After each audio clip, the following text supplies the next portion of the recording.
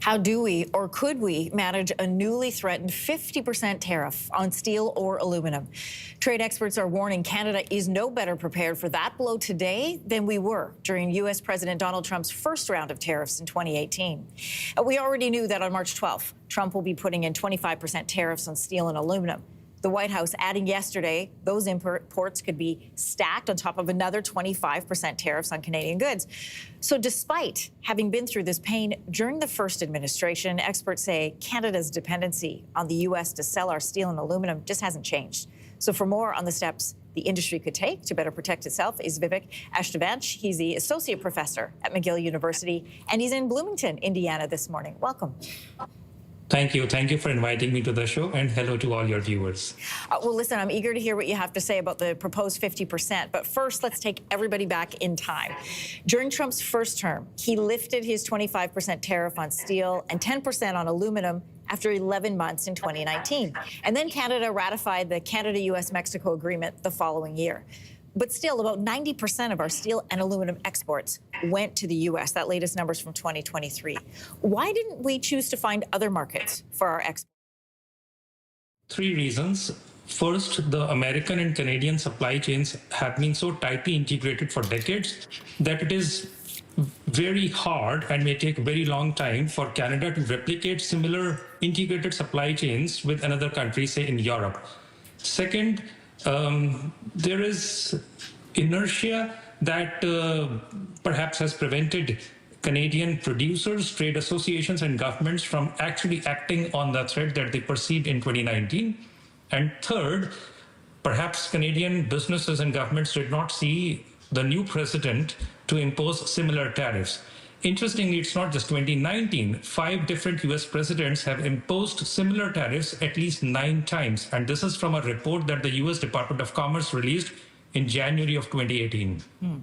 So supply chains, trade associations, and we just weren't expecting this kind of hammer from a US administration. Trump's motivation, we know, is America first. And steel and aluminum groups south of the border are reacting positively to news of tariffs. That includes the US Steel Manufacturers Association and the U.S. Aluminum Association. If our leverage seems to be reminding Americans of the pain that tariffs could bring them, how then does that kind of support south of the border affect our power to negotiate out of these tariffs? In my opinion, we have low leverage because the terms that the Department of Commerce and Trump administration has been using is national security and national defense. So if one were to read the report from Department of Commerce in 2000 and 2018, their arguments seem very fair. They are motivated by claiming that Canadian producers are selling steel and aluminum at lower prices than their American counterparts. And therefore, if I am Coca-Cola and I want to buy aluminum or steel for, say, manufacturing cans, I'm more likely to choose Canadian producers as opposed to American. And that has led to closures of several steel and aluminum mills in America and layoff of many employees. And this is what has triggered Trump to impose these tariffs. Before I ask you if there's any way for us to negotiate out of this, I want to ask you, first of all, could we even survive even a short-term hit of a 50% tariff?